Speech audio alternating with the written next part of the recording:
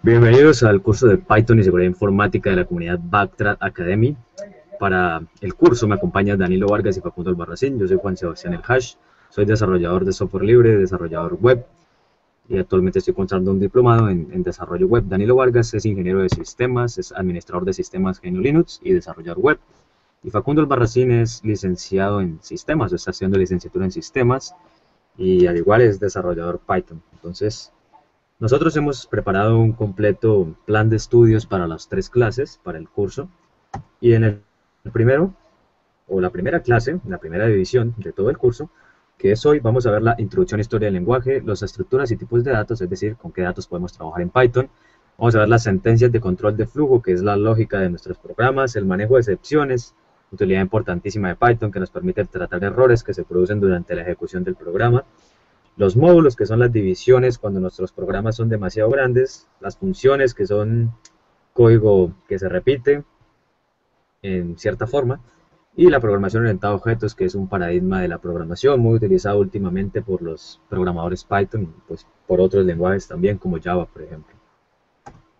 En la segunda clase, es decir, dentro de 8 días, el próximo sábado, vamos a tener ya el manejo de ficheros y manejo de bases de datos, puesto que vamos a tener que manejar bastante información cuando estemos desarrollando nuestros scripts, nuestro software, y vamos a tener en el tercer punto los módulos para Internet, lo que es la introducción ya a empezar a trabajar con la seguridad informática, puesto que la seguridad informática funciona bajo Internet. Vamos a ver los módulos más comunes para trabajar los protocolos TCP/IP como FTP, HTTP, entre otros. Además también vamos a ver web scraping con la librería URLlib.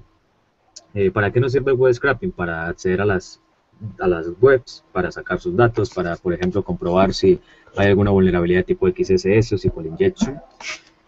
Y vamos a ver al final framework de desarrollo web como Django y Web2Py, puesto que la idea es que generemos interfaces interactivas con nuestros usuarios y la interfaz en web es una muy buena opción para no tener que ver interfaces de escritorio. A pesar de que tenemos muy buenas librerías como por ejemplo WXPython, es mejor utilizar, a mi percepción y a la nuestra, un framework de desarrollo web. Ahora, en la tercera clase, ya para finalizar nuestro curso, vamos a dar una introducción a la seguridad informática, a los procesos de hacking ético más comunes, a la automatización de dichos procesos, cómo se han automatizado con otras herramientas, y nosotros vamos a crear nuestros propios scripts para automatizar algunos de esos procesos, por ejemplo, la detección de alguna vulnerabilidad, la explotación de un equipo Windows, por ejemplo. Y vamos a desarrollar una herramienta de pentesting todos juntos, como aportando código en GitHub. Y para eso vamos a publicar los proyectos de la comunidad Backtrack Academy en un repositorio que se va a crear en GitHub a la vez que vayamos avanzando. Entonces, esos proyectos van a estar integrados por 2 de la comunidad Backtrack Academy que se van a hacer públicos, muy interesantes, y pues por los que ustedes vayan escribiendo. Y pues todos vamos a poder aportar al código.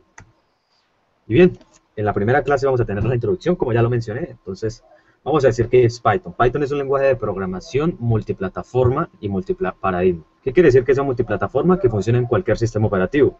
Multiparadigma, que soporta varios paradigmas de la programación, como puede ser la funcional o la orientada a objetos. De alto nivel, que es muy fácil de tratar para el ser humano y no hay que llegar mucho a tocar la memoria y ese tipo de cosas que se hacían con C por allá en los 80. De propósito general, que nos permite desarrollar cualquier tipo de cosa. Puede ser una aplicación web, puede ser una aplicación de escritorio, puede ser un juego, puede ser un script, cualquier cosa.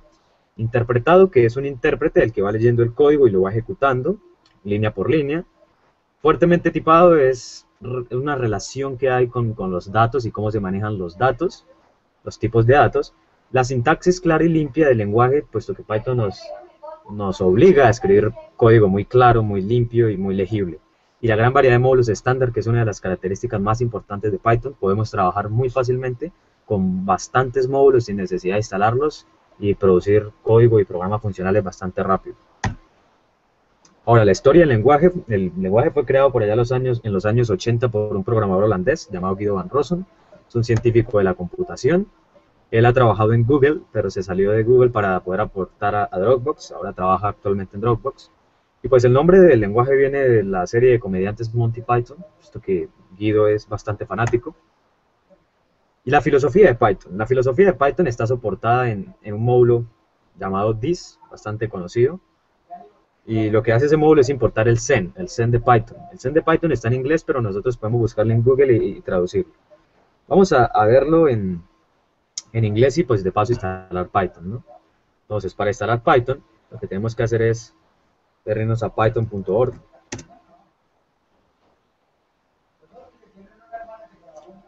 Venimos a la sección Download y descargamos la versión 2.7.5. ¿Por qué lo hacemos en Windows? Porque en Linux ya viene instalado por defecto y pues la idea es mostrar cómo se haría en Windows. Aquí nos va a descargar un archivo .msi de 15.5 megabytes. Yo lo voy a cancelar puesto que ya lo tengo descargado y ya lo tengo instalado. La instalación es muy simple, solo es el típico next. Ya cuando lo tengamos instalado nos va a crear en el disco local C una carpeta como esta, Python 27. Entonces tenemos que agarrar la ruta de esa carpeta, venirnos a equipo, a propiedades del sistema, a configuración avanzada del sistema y a la variable de entorno. En la variable de entorno vamos a agregar el path, es decir, la ruta que acabé de mostrarles, C, Python 27, y agregarla. Y ya con eso podremos llamar a nuestro intérprete de Python desde la terminal. Eso es todo. Voy a comprobar aquí si va bien la pantalla. Sí, listo. Entonces, esa es toda la instalación de Python. Realmente es muy sencilla. Y ahora vamos a llamar a this para mostrar la filosofía. Está en inglés. No la voy a traducir toda, pero la pueden buscar por ahí en Google. Entonces aquí más o menos dice que bonito es mejor que feo, explícito es mejor que implícito. A ver, ¿qué más? Los errores nunca deberían pasar silenciosamente. Complejo es mejor que complicado, entre otras cosas, ¿no? Y listo, más o menos la filosofía de Python se resume en código legible, entendible y bien organizado.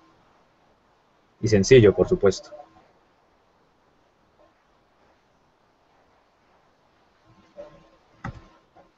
Ahora veamos qué tipos de datos podemos utilizar en Python. Sí, es casi los mismos que se utilizan en cualquier lenguaje de programación. Tenemos int para tipos de datos enteros, es decir, por ejemplo, 5, 4, 10, 30, 84. Tenemos float para los tipos de datos decimales, string para las agrupaciones de cadenas, palabras, van entre comillas cuando los declaremos. Tenemos los tipos de datos booleanos que son true o false y que los vamos a ver a fondo cuando lleguemos a las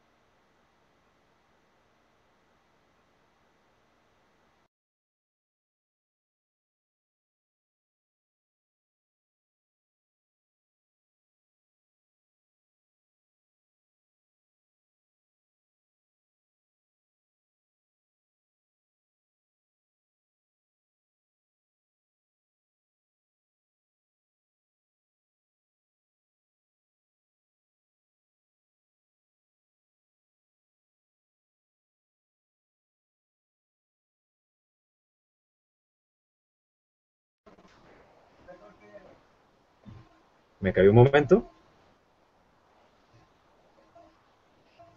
Ya. Sigo aquí compartiendo. Y reexplico aquí rápidamente qué es lo que estaba haciendo. En Python tengo la función type, que me permite pasarle un tipo de dato entre comillas. Puede ser cualquier tipo de dato, por ejemplo, si le paso hola, me va a volver que es de tipo string. Si le paso un decimal, me va a volver que es de tipo float. Si le paso un booleano, me va a volver que es de tipo booleano. Pues ahí comprobamos los tipos de datos que tenemos en Python. También yo tengo las listas. Si la lista es una agrupación de datos, la declaro entre corchetes y puede ser cualquier cosa. Por ejemplo, aquí yo declaro una lista con los puertos TCP/IP más comunes y puedo llamar a los datos partiendo de su índice. Entonces, al primer dato que está en la lista le asigna el índice 0, al segundo el índice 1 y así sucesivamente y progresivamente. Entonces, si yo llamo a lista con el índice 0, me va a volver 21. Si yo llamo con el índice 1, 22, y así sucesivamente. Ahora también tengo la tupla. Puedo declarar lo mismo. 25, por ejemplo. Y hacer lo mismo. Tupla. 1, me vuelve 22. Si lo llamo con 0, me va a volver 21. Y el diccionario, que en sí es una relación clave-valor, le puedo decir aquí FTP como cadena, porque es una cadena. SSH, es punto 22. Y si yo llamo aquí a dict, pasándole la cadena FTP, me va a devolver su valor relacionado, que es 22. Entonces nótese que aquí va con 2 puntos, y aquí va con coma para separar ya otra nueva relación clave-valor. Y listo, esos son nuestros tipos de datos en Python. Ahora tenemos que, como son números, los números son matemáticas. La matemática es una relación entre los números y las operaciones que se pueden hacer con ellos. Entonces vamos a tener que, en Python también podemos hacer operaciones matemáticas, aritméticas sencillas, por ejemplo. Hay otras más avanzadas, ya con módulos, que no competen al curso. Y los operadores aritméticos son la suma, la resta, la multiplicación, división y exponenciación, y pues con sus respectivos operadores. Entonces para la suma el más, resta menos, multiplicación el asterisco, división el slash o barra invertida, la exponenciación, dos asteriscos. Entonces vamos a ver unas cuantas operaciones para comprobar que si es correcto lo que aquí se dice. 13 menos 4, bueno, 5 más 513 menos 4, 13 menos 4, 9, 10 por 10, 100, 10 dividido en 2, 5, y hay otro que se llama el módulo, que es el residuo de la división. Entonces, por ejemplo, si yo divido 10 en 3, me va a dar 9 y me va a sobrar 1. Y esos son los operadores aritméticos. Ahora, yo, por ejemplo, podría declarar una variable diciendo número igual a 5, número igual a 2, número 2 igual a 10, y operar con esas variables, número más número 2, y me va a dar 15. Hagamos el ejemplo en Sublime, el editor de textos. Vamos a declarar una variable con el valor 5, otra variable con el valor 10, y si yo intento operar sobre ellas, así como lo hago con el intérprete, la consola interactiva de Python, me va a volver un error. Vamos a verlo en ejecución. Voy a llamar al archivo script que acabo de crear, lo puse en el escritorio. Voy a invocar al intérprete y yo voy a pasar el nombre del archivo, y aquí no me está devolviendo nada. ¿Por qué? Porque yo no estoy utilizando print. Con print le digo que me vuelva algo por pantalla. Pero ¿por qué si es necesario ahí y por qué no aquí? Porque en la consola interactiva podemos omitirlo, porque la idea es que escribamos código rápidamente. Entonces Python como que de una vez interpreta que estamos queriendo hacer un stream. Además de que funciona como si fuese una consola de ejecución de comandos. Entonces, pues más sencillo así, pero es importantísimo que tengamos en cuenta esto. Ya si nosotros nos vamos a nuestros scripts, nuestros archivos de scripts, es importante el print para mostrar cosas por pantalla. En este caso me está volviendo la suma. Así igualmente yo podría operar con cualquier cosa, con cualquier tipo de dato, por ejemplo, 5 más 5, 5.5 más 10, 15.5, y opera normal. Ahora, veamos las cadenas un poquito. Veamos, por ejemplo, hola, cadena 2, mundo, entre comillas siempre, esto. Yo podría, por ejemplo, sumar cadena más cadena 2, mostrarla por pantalla.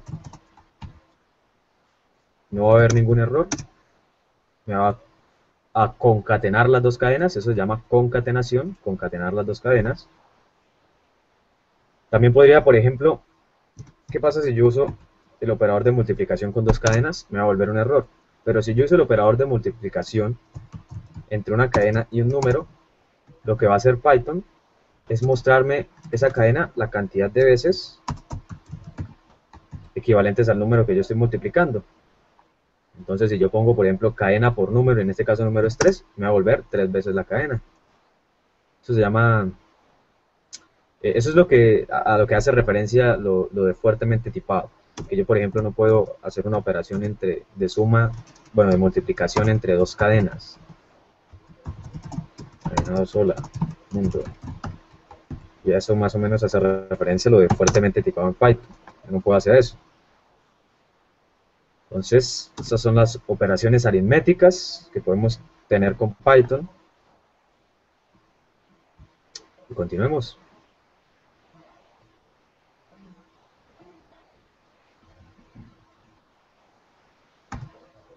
Ahora tenemos las estructuras de control de flujo. Aquí ya hemos llegado a la lógica de nuestros programas. Entonces vamos a ver que son 5. Bueno, realmente son 4, ya vamos a ver por qué. Pero no sin antes explicar los operadores lógicos. Vamos a ver cómo funciona esto de igualdad, desigualdad, menor que, mayor que, y menor o igual que, mayor o igual que. Entonces, yo aquí tengo que 4 es igual a 4, con dos iguales, nótese. Vamos a llevarlo al código para que sea más entendible. Vamos a entrar a la consola interactiva para explicar. Si yo digo que 4 es igual a 4, con un solo igual, mírenlo, un solo igual, esto me va a volver un error. Porque es como si yo estuviese haciendo una asignación, si le estuviera asignando un valor a una variable. Entonces yo declaro var igual a 4, pues estoy asignando un valor a una variable. Ahora, si yo digo que 4 es igual a 4, nótese, los dos iguales, no uno sino dos, Python lo va a interpretar como una condición que yo le estoy pasando. Entonces Python va a decir, 4 es igual a 4, se va a preguntar, 4 es igual a 4, y como 4 es igual a 4, pues me va a devolver true. True es un valor booleano, ya lo expliqué hace rato, los valores booleanos son true y false. Entonces aquí Python me comprueba esa condición, que si 4 es igual a 4, y en efecto lo es, y me vuelve true. Si yo le paso una condición incorrecta, por ejemplo, 5 es igual a 10, me va a decir que es false. Entonces, por cada condición que yo tenga siempre, Python me va a devolver un valor booleano. Entonces, por ejemplo, puedo decir que 10 es menor que 5, obviamente eso es falso. Puedo decir que 100 es mayor que 1, y eso es verdadero. Puedo hacer esta, 100 es menor o igual a 100, y eso me va a volver true. ¿Por qué? Porque yo le estoy diciendo, 100 es menor o igual, 100 es menor o igual a 100. Es decir, que le estoy metiendo dos condiciones, y una de ellas se comprueba correcta, entonces me va a volver que es true. Es muy lógico. Y bien, esos son los operadores lógicos. Ahora sí, vamos a lo que son las estructuras de control de flujo y a ver cómo se relacionan con estos operadores lógicos.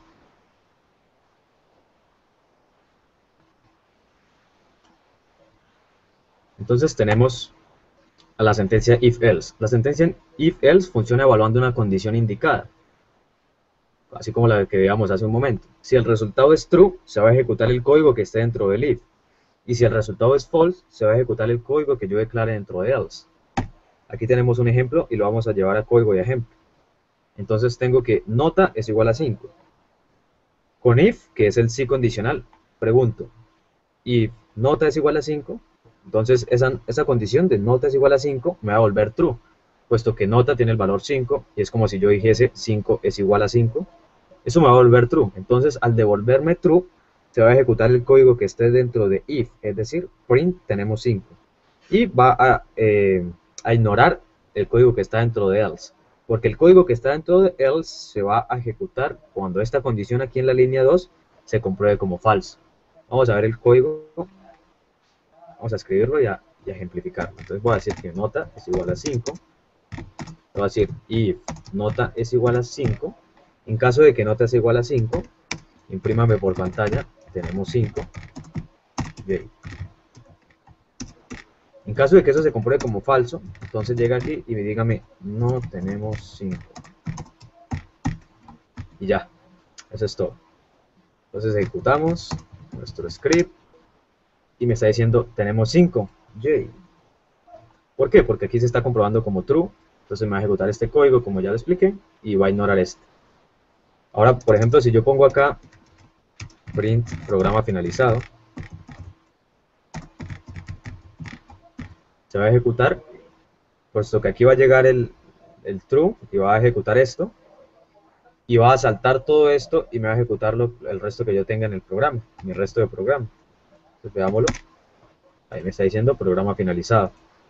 Ahora, yo por ejemplo podría recibir la nota del usuario. ¿Qué tal si yo no conozco la nota? ¿Cómo voy a recibir un dato de tipo numérico del usuario? A través de la función input. Entre comillas le voy a pasar la cadena que le quiero mostrar. Entonces, por ejemplo, dame tu nota. Y ahí le vamos a dar la nota. Entonces yo le doy 5. Me está diciendo tenemos 5. Pero si yo le doy 4, por ejemplo, me está diciendo no tenemos 5. ¿Por qué? Porque estamos llegando aquí al if. Esta condición se comprueba como falsa, por lo tanto no ejecuta la línea 4, que es print tenemos 5, sino que pasa a ejecutar else y print no tenemos 5. El código que está dentro de else, puesto que aquí se comprobó como falso. Y listo. Así funciona el if y el else. Ahora tenemos el if else, que en sí es una concatenación de if, más elegante que en lenguajes como Java o C++. La sentencia if else funciona de la siguiente manera. En primera medida, evalúa una condición con if. En caso de que se compruebe como falsa, va a pasar a evaluar n cantidad de condiciones con el if. Y en caso de que todas esas condiciones se consideren como falsas, va a llegar a ejecutar el código que está dentro de else. Entonces aquí tenemos un ejemplo, por ejemplo con el banner de un servidor FTP. Entonces vamos a llevarlo a código. Voy a aclarar mi variable banner, que va a contener una cadena que es PureFTP. Y aquí con un if voy a comprobar si esa cadena es igual a PureFTPD. En caso de que eso se considere como correcto, es decir, true, imprímame server detect y el nombre, PureFTPD. En caso de que eso se llegue a comprobar como falso, vamos a evaluar otra condición con el if, que va a ser banner igual a BSFTP. Son como los banners más conocidos a nivel de protocolo FTP. Y vamos a decir lo mismo, server detect BSFTP. En caso de que esa también se compruebe falsa, vamos a ejecutar o a comprobar otra condición que va a ser si banner es igual a ProFTPD. En caso de que eso sea correcto, vamos a decir que server detect y es ProFTP. Y en caso de que todas esas se consideren como falsas, vamos a decir can't detect the server. De server. Listo. Entonces voy a guardar, lo voy a ejecutar. Me está diciendo server detect ProFTP. ¿Por qué? Resulta que esto aquí se considera como falso, puesto que ProFTPD no es igual a PureFTPD. Entonces no me ejecuta esto.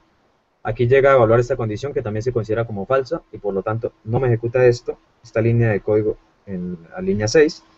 Y va a llegar aquí y esta sí se va a comprobar como verdadera, entonces me va a ejecutar lo que tiene por dentro y va a ignorar el else. Ahora, si yo pongo esto, por ejemplo, aquí, para ejemplificar un poquito más, ¿qué va a hacer? If se comprueba como falso, llega aquí, se comprueba como true, ejecuta lo que tiene adentro e ignora el resto del código. Y aquí, por ejemplo, entonces saltaría de una vez al resto del programa finalizado, por ejemplo. Entonces ejecutamos. Y me está diciendo el server, ProFTP y programa finalizado porque está saltando el resto del código. Listo, así funciona el if else. ¿Se escucha bien todo, Camilo, Danilo? Sí, está todo bien. Vale. Entonces, continuamos.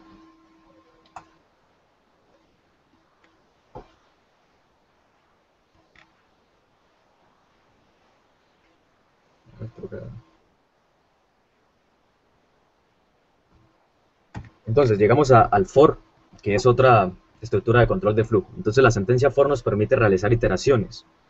La sentencia for aplica una serie de código, de sentencias de código para cada uno de los elementos que contiene el objeto sobre el que aplicamos la iteración.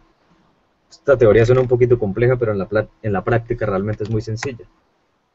La podemos resumir en estas 3 líneas de código. Aquí yo declaro una lista de puertos con los TCP/IP más comunes, 21, 22, 23, etcétera. Y con el for lo que hago es llegar a esta variable puerto y asignarle el primer dato en la lista int puertos, en la lista puertos. Entonces puerto va a equivaler a 21 y se va a ejecutar este código sobre esa variable, sobre ese primer dato. Entonces en este caso vamos a decir conectando a 21. Entonces termina de ejecutar este print de la línea 4 y vuelve otra vez aquí y pasa puerto a equivaler al segundo valor de puertos, de la lista puertos. Y así sucesivamente hasta que recorre todos. Llevemos la código a ver cómo funciona. Aquí declaro yo mi lista, puertos, entre corchetes, en las listas, 23, 25, 80 y 445. Con un for, lo itero. Entonces yo puedo decir puertos, puntos, print, conectando, dos puntos, coma, puerto. Este puerto.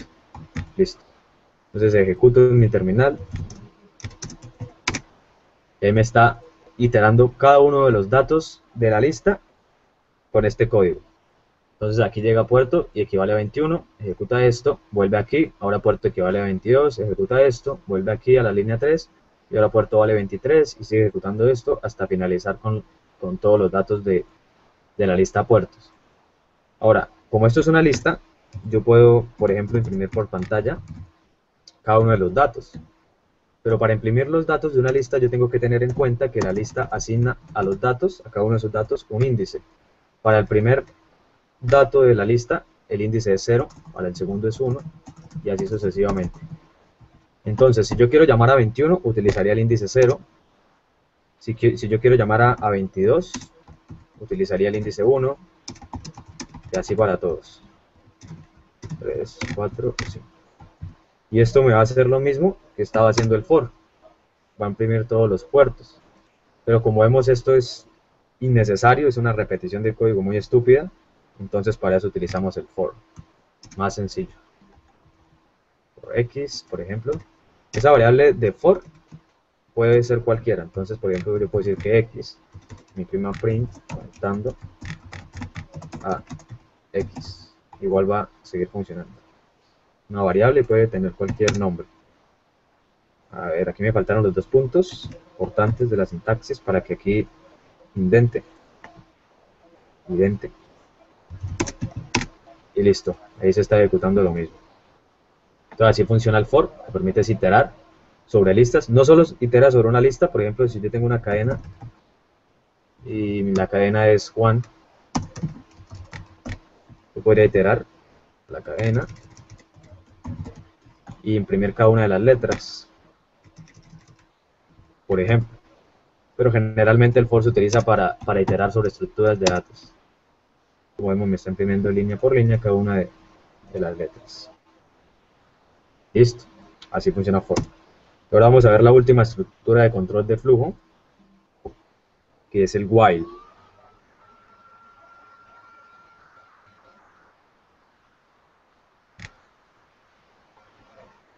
Entonces tenemos aquí el while. ¿Qué dice? While ejecuta una serie de sentencias siempre y cuando se cumpla una determinada condición. Es decir, que una condición que nosotros le decimos a Python que evalúe se considere como true.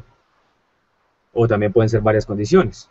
El bucle finaliza cuando esta condición o estas condiciones dejan de cumplirse. Entonces vamos a ver qué ejemplo tenemos. Aquí tenemos que la clave correcta para acceder al programa, por ejemplo, es backtrack academy 123. Y aquí en la variable clave usuario estamos almacenando una clave que el usuario nos va a dar. Ahorita voy a explicar qué significa esto de route input y de str. Eso en sí lo que hace es recibir una cadena que nos pase el usuario. Entonces aquí decimos, mientras, el while significa mientras, la clave del usuario sea diferente a la clave correcta, es decir, que la clave de usuario sea incorrecta, imprímame clave incorrecta y pide otra vez la contraseña, vuelva aquí al while, compruebe si esta condición otra vez es true y ejecute lo que sigue aquí, y en caso de que esto sea false, ejecute el resto del programa. Entonces vamos a darle en código para explicarlo mejor. Voy a aclarar mi variable clave correcta. voy a decir que equivale a, por ejemplo, BTA123. Voy a decirle al usuario que me dé una clave y que la voy a almacenar en la variable clave usuario. ¿Cómo le pido al usuario que me dé una clave? Pues con route input. Para números, para datos numéricos es input solamente, y para cadenas es route input. Route input es una función, y pues le pasamos como primer argumento y como único la cadena que queremos mostrarle al usuario. Entonces en este caso, clave, dos puntos, y ahí el usuario nos va a dar su clave. Ahora con un while llegamos a comprobar la siguiente condición. Clave usuario es diferente a clave correcta. Entonces esto me va a volver true, por lo tanto se va a ejecutar el código que esté dentro de while. Eso es clave incorrecta, clave incorrecta. Y si yo dejo solo mi while así, vamos a tener un problema, que es un bucle infinito. Si yo le doy una clave errónea, por ejemplo Juan, esta condición se va a comprobar como verdadera, puesto que Juan, es decir, clave usuario, es diferente a clave correcta BTA123. Entonces se va a comprobar como verdadero esto y va a empezar a ejecutar el código que está dentro del while. Y como la condición no está dejando de cumplirse, simplemente va a seguir ejecutando y ejecutando y ejecutando para toda la vida, 4E. Entonces, yo necesito que esa condición en algún momento deje de ser verdadera. Para eso tengo que pedirle nuevamente la clave al usuario, y en este caso, si el usuario ya digita la clave correcta, va a volver aquí al while y va a comprobar que esto ya es falso, y va a continuar con la ejecución del programa, que por ejemplo podría ser programa finalizado. Entonces llevémoslo a código. Digo que mi clave, por ejemplo, es Juan, me va a decir que es incorrecta, y aquí otra vez me está pidiendo con esta línea la clave. Entonces yo se la doy otra vez, Juan123, y otra vez me está diciendo que es incorrecta, puesto que aquí la recibe, vuelve aquí al while, esto se comprueba otra vez como verdadero, y sigue ejecutando esto. Hasta que esto deje de considerarse verdadero, se va a ejecutar esto. Cuando llegue a falso, entonces por ejemplo podríamos decir acceso concedido. Veámoslo. Vamos a ejecutar.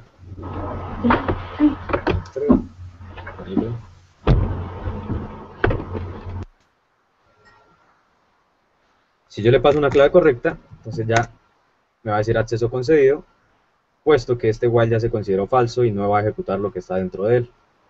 Así funciona la estructura de control while. Y pues esas son todas las estructuras de control de flujo que tenemos en Python. Realmente son muy sencillas, muy bonitas sintácticamente, a diferencia de lenguajes como Java o C++. Y ahora tenemos las funciones. Voy a dar una pequeña introducción a las funciones, porque de esto se va a encargar Danilo, puesto que él va a utilizar funciones y módulos, que es nuestro siguiente tema, para desarrollar unos scripts bien interesantes de escaneos de puerto con Python. Entonces yo simplemente voy a explicar aquí un poquito a qué va esto de las funciones. Entonces una función es un bloque de código que tiene un nombre asociado y ejecuta una serie de órdenes retornando un valor. La función puede ser llamada desde el programa n cantidad de veces. Entonces yo voy a crear una función que se va a llamar sumar, que va a recibir dos datos que los va a tratar como x y y que esos dos datos lo que va a hacer es sumarlos y mostrarme por pantalla que la suma es la suma de los dos datos. Aquí voy a recibir un número del usuario con input para datos numéricos. Voy a decir dame un número, dos puntos. Lo voy a almacenar en la variable número 2 y en la variable número, perdón, y en la variable número 2 voy a almacenar otro dato numérico igual. Dame otro número. Pues aquí voy a llamar a sumar, a la función sumar, y le voy a pasar esos dos datos que le pedí al usuario.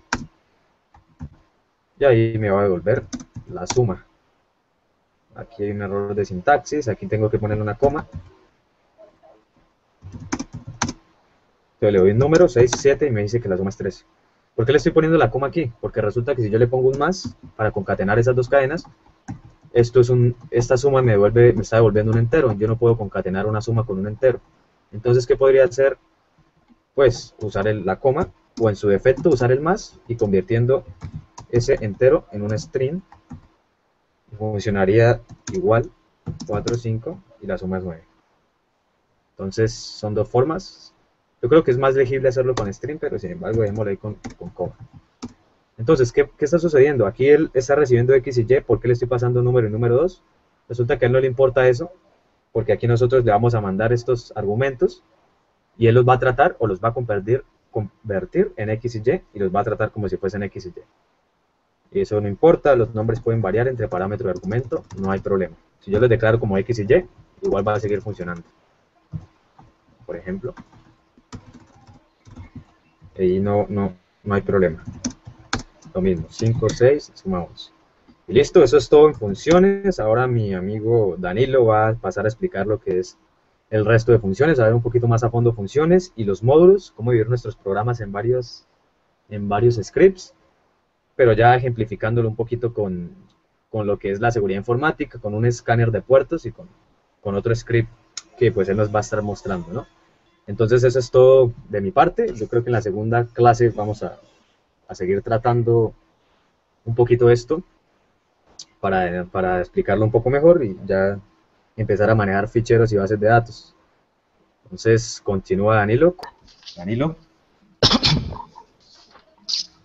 Buenas noches, mi nombre, como lo había dicho Juan, es Danilo Vargas, estudiante de Ingeniería de Sistemas.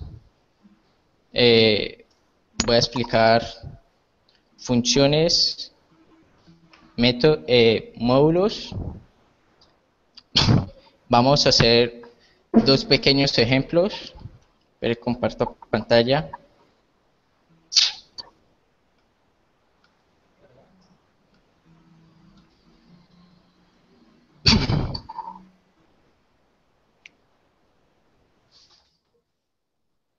Bueno, vamos a hacer dos pequeños ejemplos, un escaneo de puertos y otro de archivos con OTS. Entonces, ¿qué son funciones? Funciones es un bloque de código que tiene un nombre asociado y ejecuta una serie de órdenes retornando un valor. Además, puede ser invocado n veces en el programa.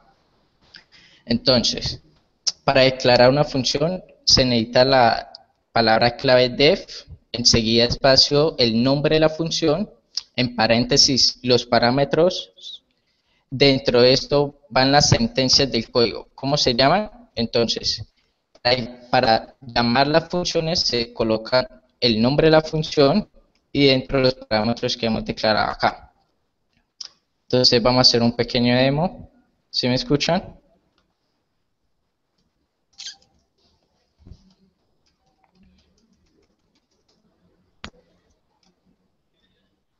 Aló. ¿Sí me están escuchando? Listo. Vamos a colocar acá funciones.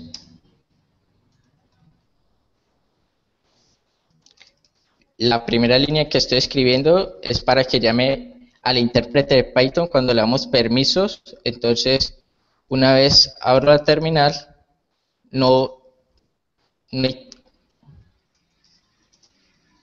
vamos a escritorio. No hay la necesidad de escribir Python funciones, sino que cuando le damos permiso, entonces van a escribir funciones. Entonces, eso es lo que hace la primera línea, dándole permisos. Vamos a hacer un comentario, creación de funciones. Entonces, como venía hablando, primero para declarar una función se escribe la palabra def, enseguida el nombre. En este caso se va a llamar suma. Ahí van a ir los parámetros, entonces número 1, número 2. Si quisiera ingresar más números, entonces número 3, etcétera. Acá escribo la sentencia del código. Entonces, sumar es igual número 1 más número 2. Vamos a mirar. Ahí no va a mostrar nada porque no estamos llamando a la función. Entonces le vamos a dar permisos de ejecución. Nos tiene que mostrar así verde, eso significa que está en opción de ejecución. Entonces vamos a escribir ./ funciones, miramos que no muestra nada, entonces vamos acá a escribir, la llamamos suma. Entonces ingresamos el primer parámetro, el 1, lo va a tomar como número 1, el 2 lo va a tomar como número 2, y acá, entonces, más retornar, sumar. Acá le vamos a hacer un print para que lo muestre y me lo va a mostrar. De esta forma se declaran las funciones en Python. Ahora, entonces, siguiendo con el temario, los módulos son los cuando desarrollamos en Python o en cualquier otro lenguaje existen los módulos. Entonces, cuando escribimos en un solo archivo Python, en este caso si escribiera en Python, una cantidad de código saliera en 500 líneas, entonces uno lo divide por módulos donde estos módulos están unos bloques de código dependiendo de lo que vamos a usar. Entonces un ejemplo puede ser un módulo, por ejemplo, existe NEMAT, que es para escaneo de puertos, también existe, por ejemplo, para escanear, por ejemplo, para explotación. Entonces podemos utilizar diferentes módulos. Ahora, entonces vamos a crear un pequeño script para el escaneo de puertos. Voy a explicar paso a paso. Ya mis compañeros Facundo y Juan dieron lo básico de cómo se declaran variables, funciones, los if. Entonces yo creo que con eso ya es necesario para empezar a desarrollar script en la parte de seguridad informática. Entonces vamos a ponerle escaneo de puertos .py. Ahora, entonces, escribimos nuestra primera línea. Creación de escaneo de puertos. Ahora, entonces, los módulos tienen atributos, los objetos tienen atributos. En Python existe algo que se llama name. Este name tiene un atributo que es main. Entonces,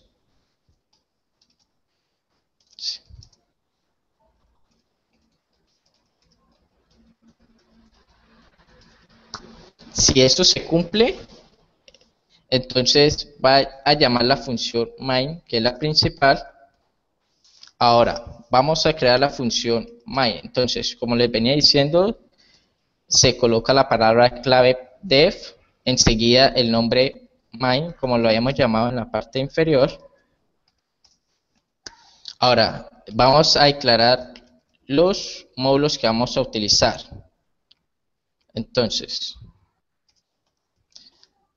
escribimos la palabra import. La import también es en la parte de módulos, es una palabra clave. Entonces, import espacio nmat import. Vamos a utilizar estas dos librerías.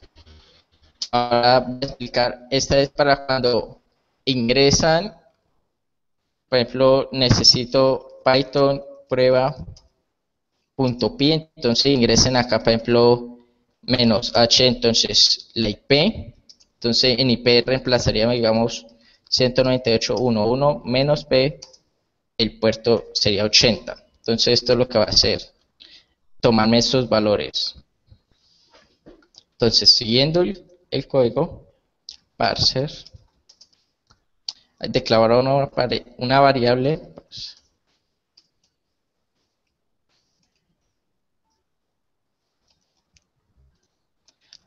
listo. Ahora, entonces acá vamos a escribir cómo nos va a mostrar el mensaje. Entonces, me va a llamar primero el programa, -h, que va a ser el objetivo del host, o sea, la IP,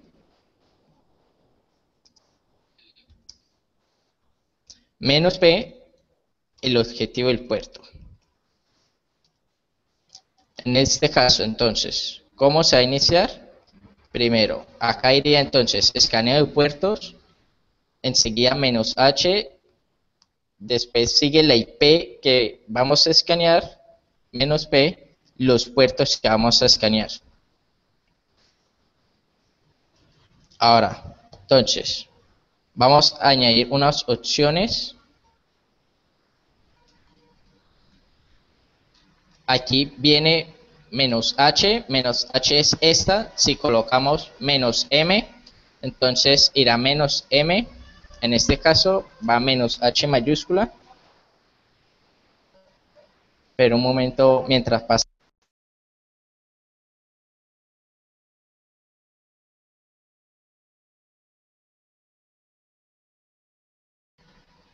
Bueno, entonces ahora seguimos declarando nuestras variables. Acá es como lo vamos a llamar, entonces objetivo host. El tipo, entonces va a ser un tipo string. Y vamos a darle una ayuda cuando escriban mal. Entonces, le vamos a escribir especifique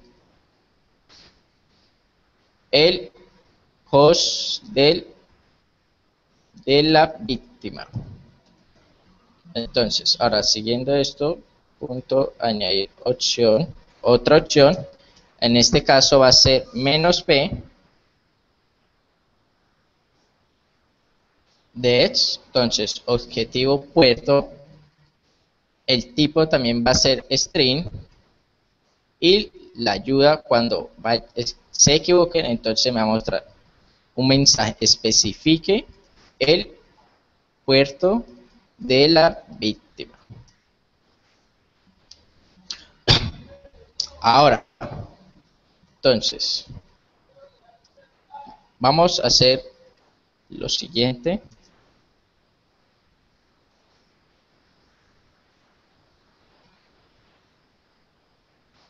Lo que me va a hacer ahí con esta línea es tomarme los argumentos. Los argumentos son estos. Entonces, guardemos y hagamos las pruebas. Le damos permiso de ejecución. Escaneo. Ahora, entonces, vamos, escaneo. Los argumentos son estos. Entonces, acá me dice, primero va el nombre del programa o el script que estamos desarrollando, en este caso escaneo de puertos. Enseguida va menos h mayúscula. Después sigue el objetivo del host. Acá me equivoqué. Host. Entonces, en este caso, 192.168.1.10 menos p. Entonces, menos p.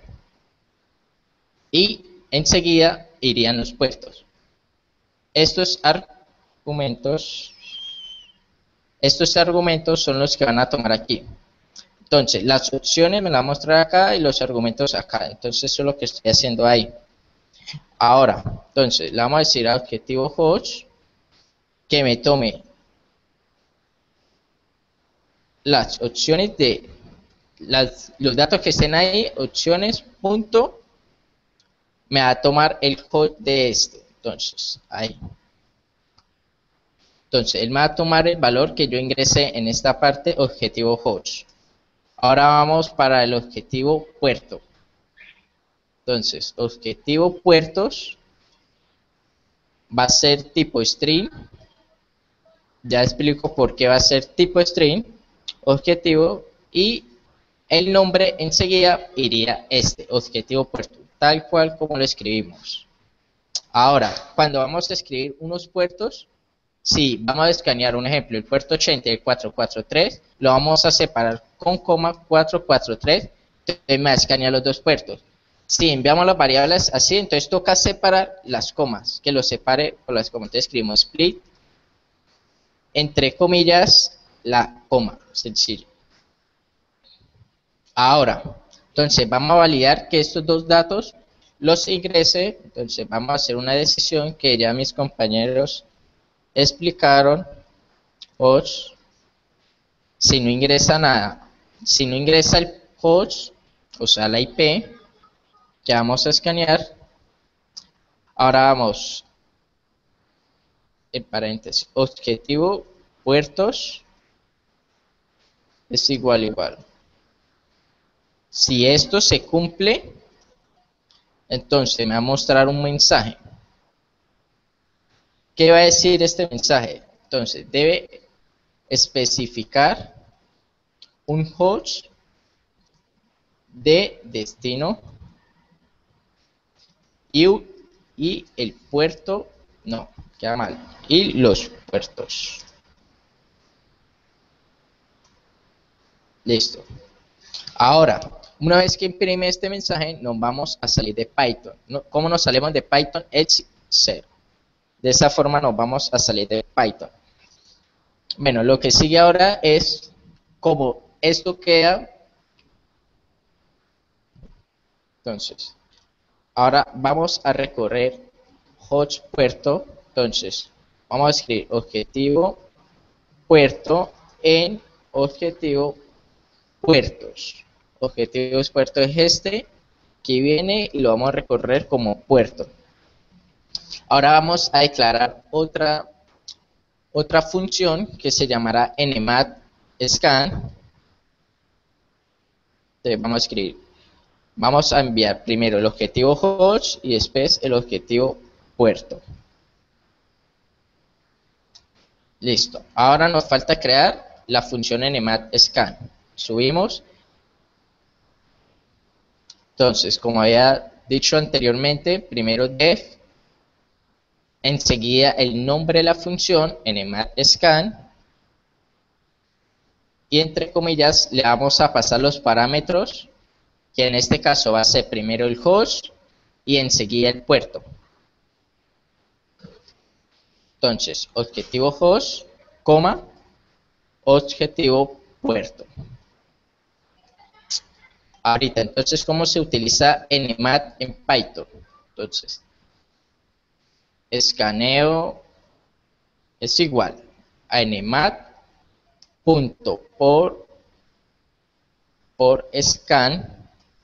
scanner, ahí lo que hago es activarlo ahorita. Entonces, escaneo punto, vamos por el atributo scan. Ahora, entonces, le metemos el host, enseguida host puerto. Vamos a la terminal, vamos a escribir Python import nmat, me parece que no lo tengo instalado.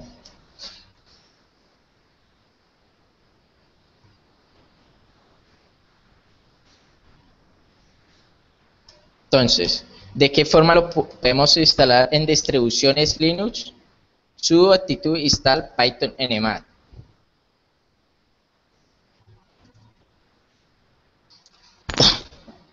Si tienen preguntas, hasta ahora lo pueden escribir por el chat. Entonces, esperamos que instale Python nmat y vamos a terminar el primer ejemplo, que sería un escaneo de puertos.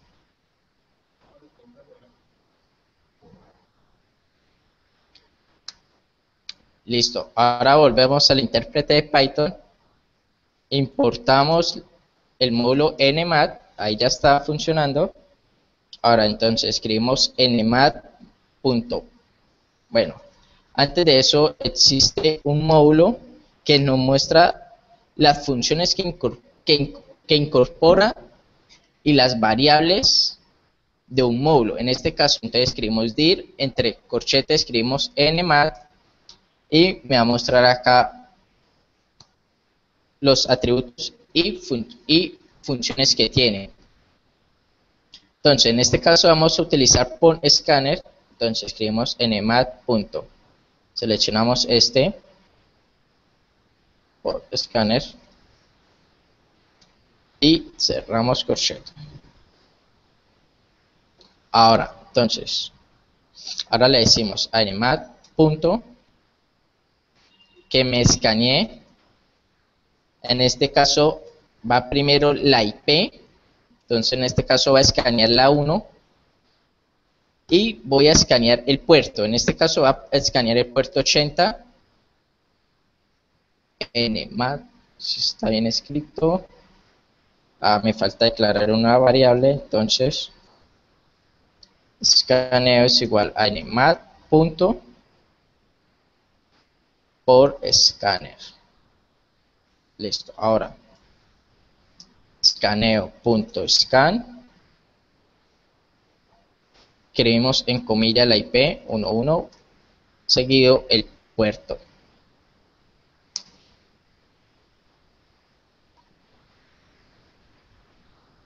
Listo, me faltan las comillas. Sí.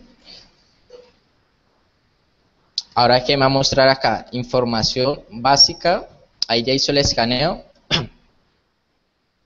Va a extraer el coach, la fecha descargado y el comando que utilizó. En este caso, por defecto, toma -ox, -p, -cb. En el último curso vamos a entrar bien profundo cómo funciona en EMMAT. Ahora, sigamos con nuestro script. Entonces, vamos a sacar el estado del puerto. Entonces, a ver si está abierto o cerrado el puerto. Entonces, escribimos escaneo. Como mis compañeros ya habían explicado esta parte, yo creo que ya todos saben que lo que estoy haciendo en eso es básico. Entonces, acá, primero, voy a escoger el host. En este caso, va a tomar la IP que me muestra. Pero abro de nuevo esto. Vamos a hacerle un pin. Me parece que no está funcionando la IP. No está arriba. Entonces, miremos un pequeño nmap.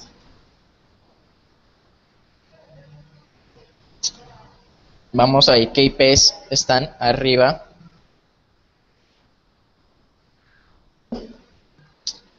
Ahora, entonces, siguiendo con el script, entonces viene escaneo, enseguida va la IP, el protocolo TCP, enseguida va el puerto, entonces, en tipo entero, entonces, puerto, y enseguida me va a mostrar el estado del puerto. Entonces, ¿qué me está diciendo acá? Selecciona la IP, me selecciona los protocolos TCP, el puerto en este caso que está enviando desde acá en este for. Entonces, si yo escribo el 80,443, primero me va a tomar el 80, entonces me lo va a enviar acá. En el mat se va a venir para este lado, entonces me va a escribir la IP aquí y el puerto. Entonces, en este caso iría a 80 ahí y me mostraría el estado de ese puerto, si está abierto o cerrado. Ahora, entonces vamos a imprimir, vamos a concatenar, algo que mis compañeros anteriormente explicaron cómo se concatenaba. Entonces con más, entonces tcp slash, entonces iría abierto o cerrado. Entonces va el puerto, objetivo puerto, más espacio, más el estado, y terminamos nuestro script.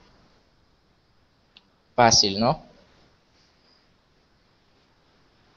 Nuestro primer script de seguridad, y no hay ninguno conectado a nuestra red. Entonces,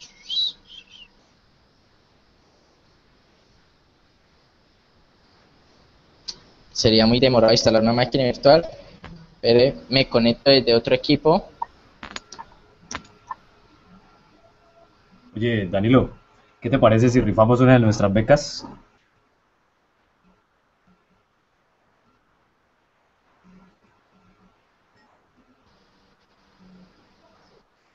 Danilo, Danilo se murió. Danilo.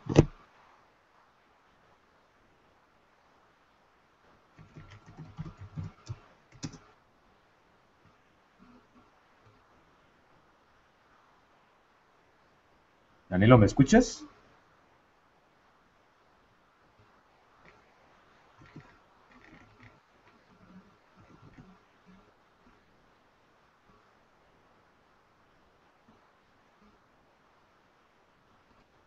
Facundo, ¿me escuchas? Sí, te escucho. Danilo se cayó, Danilo no te escuchamos. Danilo. Aló, aló, aló. Sí, ahora sí. Ahora sí, te habías caído, Ahora sí me no te escuchan. escuchábamos. Ah, ya. Hasta ahora ya va bien. No, estaba en la Devuélvete. parte de conectándome desde otro equipo. Sí, Entonces estaba mirando que devuélvete, está en el rango. Eso. Cuénteme. Que te devuelvas en el Sí, tiempo, aló. que te devuelvas en el tiempo 10 Eh, segundos. ¿Qué parte me quedé? Bueno, ya ahí vimos cuando terminaste el script, ahora que lo ibas a ejecutar contra otra máquina. Ah, sí. Estaba que, ya, lo Sí, que iba a hacer es, como no tengo, ¿aló, sí me escuchan? Sí, ahí está funcionando el sonido. sí. Listo. Lo que estaba haciendo era, como no estoy, bueno, estaba escaneando la red donde estoy conectado, a ver si habían máquinas conectadas para hacer un escaneo y mirar qué puertos tenían abiertos. Entonces ahora, como no vi que habían, me di cuenta que estaba en el rango cero, por eso no encontré ninguna máquina viva, entonces estoy haciendo un escaneo, seleccionar una IP, mirar qué puertos tiene a través del script.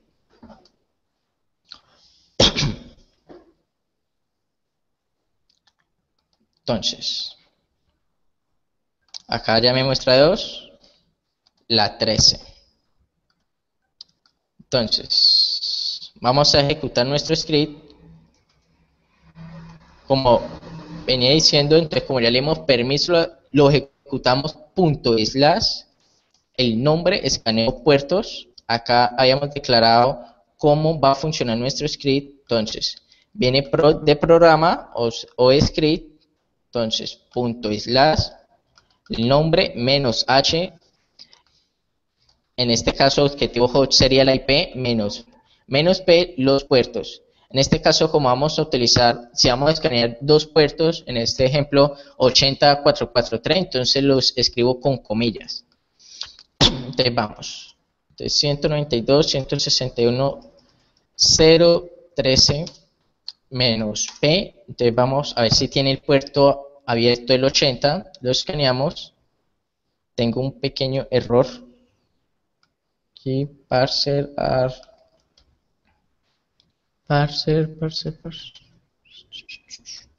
Aquí. Siempre me suele pasar.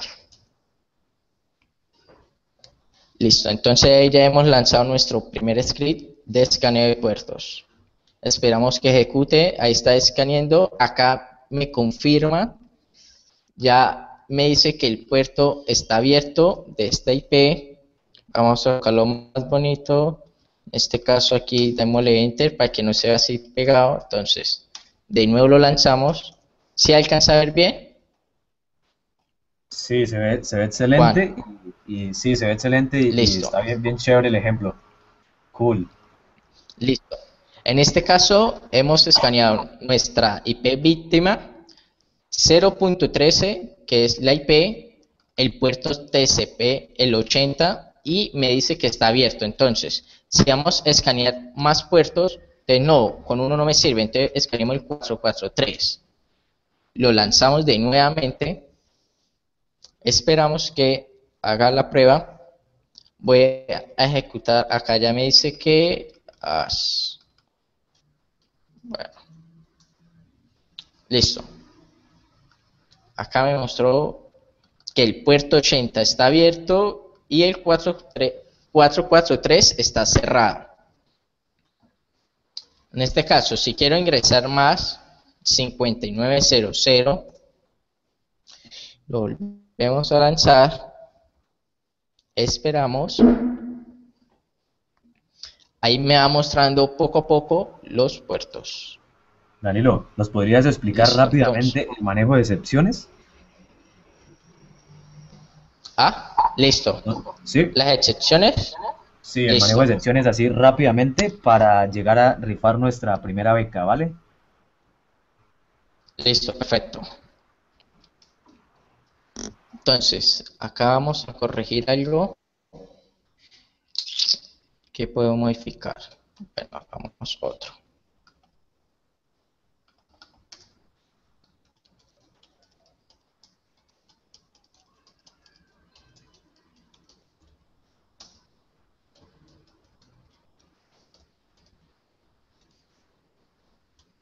Entonces, como todo, tenemos que escribir nuestra primera línea, pero en este caso vamos a hacer un comentario. Vamos, creación de excepciones. Podrías también crear tu propia excepción. Dígame. Sí, Facundo.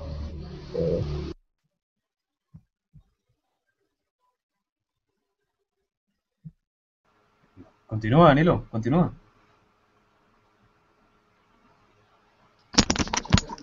Aló. ¿Me Sí, escucha? continúa, por favor. Sí. Aló. Sí, te escuchamos. Ah, ¿listo? Bájale volumen. ¿Le bajo? No, ya déjalo así, así está perfecto. No le bajes. ¿Ahí? Sí, ahí está bien. ¿Ahí? ¿Sigo? Listo. Sí, continúa, por favor. Entonces, en este caso, listo. Entonces, vamos a declarar número. Entonces, va a ser un tipo input. Entonces, vamos a decirle, ingrese un número. Y número 2, input. Ingrese otro número. Listo. Ahora, entonces vamos a mostrar primero qué pasaría si no hago una validación con excepciones. Entonces, número 1, print número 2. Ahora, vamos a nuestra terminal, vamos a darle permisos, Backtrack Academy, listamos, ahí tiene permiso, entonces, ingrese un número. ¿Qué pasaría si un usuario normal ingresara una letra? Botaría este pequeño error, diciendo que no es definido, algo que no nos conviene. Entonces, vamos a decirle aquí, treat, ya explico qué funciona treat y etc. Entonces, error. Todo lo que esté dentro de treat tiene que ser válido. Si arroja un error como el anterior, bueno, en este caso no lo voy a votar porque ya lo validé. Bueno, aquí está. Si va a votar un error como ese, si vota por casualidad acá el número 1, automáticamente pasaría acá y me votaría el error, me votaría el mensaje print error. Entonces, hagamos la prueba.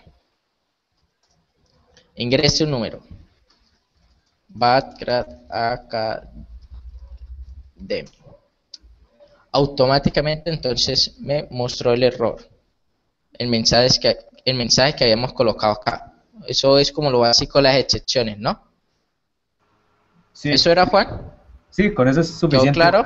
Ya se familiaricen con eso.